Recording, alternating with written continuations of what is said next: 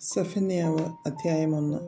യഹൂദ രാജാവായി ആമോൻ്റെ മകനായ യോശിയാവിൻ്റെ കാലത്ത് ഹിസ്കിയാവിൻ്റെ മകനായ അമര്യാവിൻ്റെ മകനായ ഗദല്യാവിൻ്റെ മകനായ കൂശിയുടെ മകനായ സെഫന്യാവിനുണ്ടായ യഹോവയുടെ അരുളപ്പാട്. ഞാൻ ഭൂതലത്തിൽ നിന്ന് സകലത്തെയും സംഹരിച്ച് കളയുമെന്ന് യഹോവയുടെ അരുളപ്പാട്. ഞാൻ മനുഷ്യരെയും മൃഗങ്ങളെയും സംഹരിക്കും.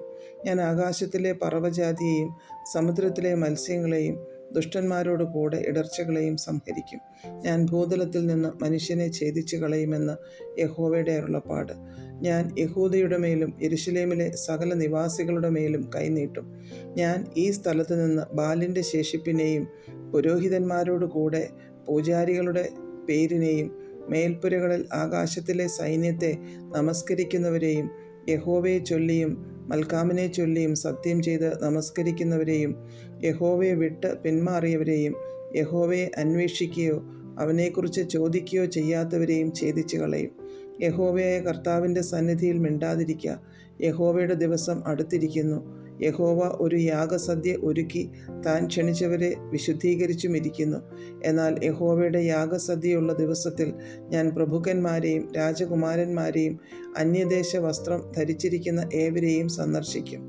അന്നാളിൽ ഞാൻ ഉമ്മരപ്പടി ചാടിക്കടക്കുന്ന ഏവരെയും സാഹസവും വഞ്ചനയും കൊണ്ട് തങ്ങളുടെ യജമാനന്മാരുടെ വീടുകളെ നിറയ്ക്കുന്നവരെയും സന്ദർശിക്കും.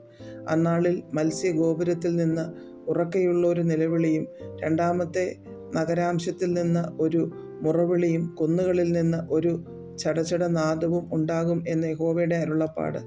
മക്തേശ് നിവാസികളെ മുറയിടുവിൻ. വ്യാപാരി ജനമൊക്കെയും നശിച്ചു പോയല്ലോ. സകല ദ്രവ്യവാഹകന്മാരും ഛേദിക്കപ്പെട്ടിരിക്കുന്നു. ആ കാലത്ത് ഞാൻ യെരൂശലേമിനെ വിളക്ക് കത്തിച്ച് ശോധന കഴിക്കുകയും മട്ടിന്മേൽ ഉറച്ചു കിടന്ന് യഹോവ ഗുണമോ ദോഷമോ ചെയ്യുകയില്ല എന്ന് ഹൃദയത്തിൽ പറയുന്ന പുരുഷന്മാരെ സന്ദർശിക്കുകയും ചെയ്യും. അങ്ങനെ അവരുടെ സമ്പത്ത് കവർച്ചയും അവരുടെ വീടുകൾ ശൂന്യവും ആയിത്തീരും. അവർ വീട് പണിയും, പാർക്കയില്ലതാനും. അവർ മുന്തിരിത്തോട്ടം ഉണ്ടാക്കും, വീഞ്ഞ് കുടിക്കയില്ലതാനും. യഹോവയുടെ മഹാദിവസം അടുത്തിരിക്കുന്നു. അത് അടുത്തു അത്യന്തം ബന്ധപ്പെട്ടു വരുന്നു. കേട്ടോ, യഹോവയുടെ ദിവസം. വീരൻ അവിടെ കഠിനമായി നിലവിളിക്കുന്നു. ആ ദിവസം ക്രോധ ദിവസം, കഷ്ടവും സങ്കടവും ഉള്ള ദിവസം, ശൂന്യതയും നാശവും ഉള്ള ദിവസം, ഇരുട്ടും അന്ധകാരവും ഉള്ള ദിവസം, മേഘവും മൂടലും ഉള്ള ദിവസം, ഉറപ്പുള്ള പട്ടണങ്ങൾക്കും ഉയരമുള്ള കൊത്തളങ്ങൾക്കും വിരോധമായി കാഹളനാദവും ആരവവും ഉള്ള ദിവസം തന്നെ. മനുഷ്യർ കുരുടന്മാരെ പോലെ നടക്കത്തക്കവണ്ണം ഞാൻ അവർക്ക് കഷ്ടത വരുത്തും. അവർ യഹോവയോട് പാപം ചെയ്തുവല്ലോ.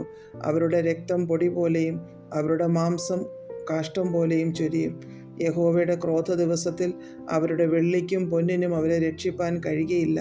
സർവ്വഭൂമിയും അവൻ്റെ തീഷ്ണതാഗ്നിക്ക് ഇരയായിത്തീരും.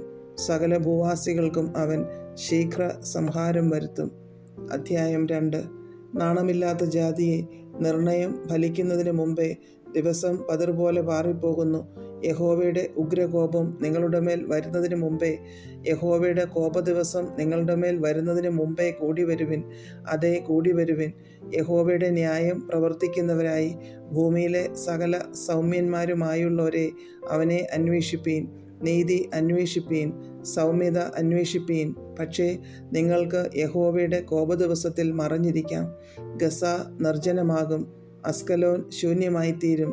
അസ്തോദിനെ അവർ മധ്യാഹ്നത്തിങ്കൽ നീക്കിക്കളയും. എക്രോന് നിർമൂലനാശം വരും. സമുദ്ര തീര നിവാസികളായ ക്രേത്യ ജാതിക്ക് അയ്യോ കഷ്ടം. ഫെലിസ്ത്യ ദേശമായ കനാനെ, യഹോവയുടെ വചനം നിങ്ങൾക്ക് വിരോധമായിരിക്കുന്നു. നിനക്ക് നിവാസികൾ ഇല്ലാതാകും വണ്ണം ഞാൻ നിന്നെ നശിപ്പിക്കും. സമുദ്രതീരം ഇടയന്മാർക്ക് കുടിലുകളും ആട്ടിൻകൂട്ടങ്ങൾക്ക് തൊഴുത്തുകളും ഉള്ള പുൽപ്പുറങ്ങളായിത്തീരും. തീരപ്രദേശം യഹൂദാഗൃഹത്തിൻ്റെ ശേഷിപ്പിനാകും. അവർ അവിടെ മേയ്ക്കും. അസ്കലോൻ വീടുകളിൽ അവർ വൈകുന്നേരത്ത് കിടന്നുറങ്ങും. അവരുടെ ദൈവമായ യഹോവ അവരെ സന്ദർശിച്ച് അവരുടെ സ്ഥിതി മാറ്റുമല്ലോ. മോവാബിൻ്റെ ധിക്കാരവും അമ്മോന്യർ എൻ്റെ ജനത്തെ നിന്ദിച്ച് അവരുടെ ദേശത്തിന് വിരോധമായി വമ്പു പറഞ്ഞ ശകാരങ്ങളും ഞാൻ കേട്ടിരിക്കുന്നു. അതുകൊണ്ട് ഇസ്രായേലിൻ്റെ ദൈവമായ സൈന്യങ്ങളുടെ യഹോവയുടെ അരുളപ്പാടാവിത്. എന്നാണ് മോവാബ് സോദോമെപ്പോലെയും അമ്മോന്യർ ഗൊമോറയെപ്പോലെയും തൂവക്കാടും ഉപ്പുപടനയും ശാശ്വത ശൂന്യവും ആയിത്തീരും. എൻ്റെ ജനത്തിൽ ശേഷിപ്പുള്ളവർ അവരെ കവർച്ച ചെയ്യും. എൻ്റെ ജാതിയിൽ ശേഷിച്ചിരിക്കുന്നവർ അവരുടെ ദേശത്തെ അവകാശമായി പ്രാപിക്കും. ഇത് അവരുടെ അഹങ്കാരം നിമിത്തം അവർക്ക് ഭവിക്കും.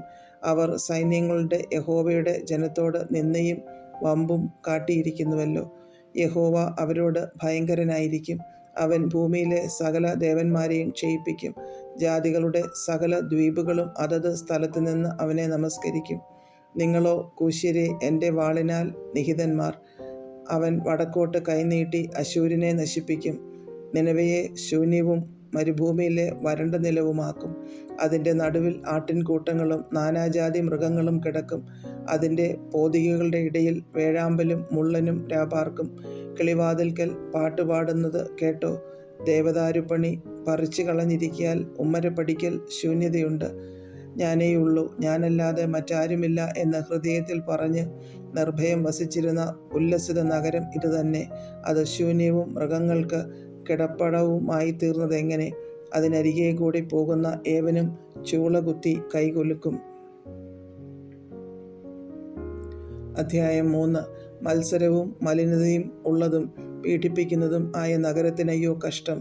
അവൾ വാക്ക് കേട്ടനുസരിച്ചിട്ടില്ല, പ്രബോധനം കൈക്കൊണ്ടിട്ടില്ല, യഹോവയിൽ ആശ്രയിച്ചിട്ടില്ല, തൻ്റെ ദൈവത്തോട് അടുത്തു വന്നിട്ടുമില്ല.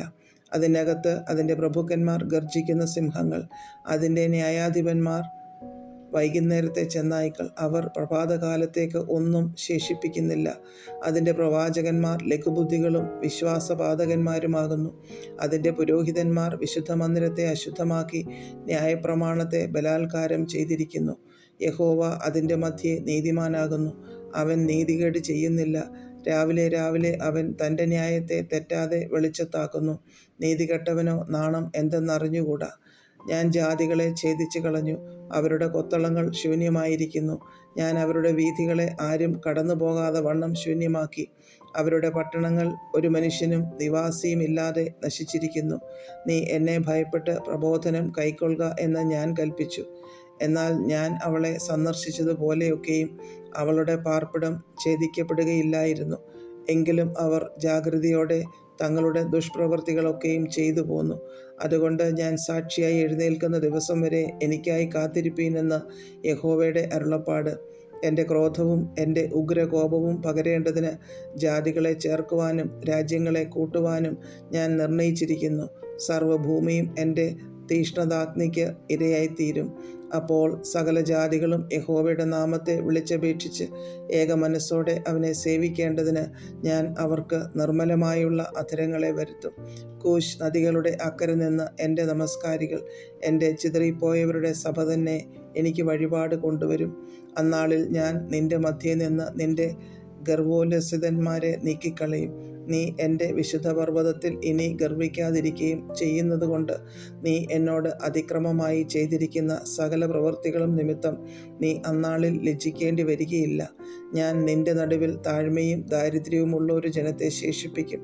അവർ യഹോവയുടെ നാമത്തിൽ ശരണം പ്രാപിക്കും. ഇസ്രായേലിൽ ശേഷിപ്പുള്ളവർ നീതികേട് പ്രവർത്തിക്കുകയില്ല, ഭോഷ്ക് പറയുകയുമില്ല. ചതിവുള്ള നാവ് അവരുടെ വായിൽ ഉണ്ടാകയില്ല. അവർ മേഞ്ഞുകിടക്കും, ആരും അവരെ ഭയപ്പെടുത്തുകയുമില്ല. സിയോൻ പുത്രിയെ ഘോഷിച്ചാനന്ദിക്കാം, ഇസ്രയേലെ ആർപ്പിടുക. യെരൂശലേം പുത്രിയെ പൂർണ്ണ ഹൃദയത്തോടെ സന്തോഷിച്ചുല്ലസിക്കുക. യഹോവ നിൻ്റെ ന്യായവിധികളെ മാറ്റി നിൻ്റെ ശത്രുവിനെ നീക്കിക്കളഞ്ഞിരിക്കുന്നു. ഇസ്രയേലിൻ്റെ രാജാവായ യഹോവ നിൻ്റെ മധ്യേ ഇരിക്കുന്നു. ഇനി നീ അനർത്ഥം കാണുകയില്ല. അന്നാളിൽ അവർ യെരൂശലേമിനോട് ഭയപ്പെടരുതെന്നും സിയോനോട് അധൈര്യപ്പെടരുതെന്നും പറയും. നിന്റെ ദൈവമായ യഹോവ രക്ഷിക്കുന്ന വീരനായി നിന്റെ മധ്യേ ഇരിക്കുന്നു. അവൻ നിന്നിൽ അത്യന്തം സന്തോഷിക്കും. തൻ്റെ സ്നേഹത്തിൽ അവൻ മിണ്ടാതിരിക്കുന്നു. ഘോഷത്തോടെ അവൻ നിങ്കിൽ ആനന്ദിക്കും. ലജ്ജാഭാരം വഹിച്ചവളായ നിനക്കുള്ളവരായി സംഘത്തെ വിട്ട് ദുഃഖിക്കുന്നവരെ ഞാൻ ചേർത്തുകൊള്ളും.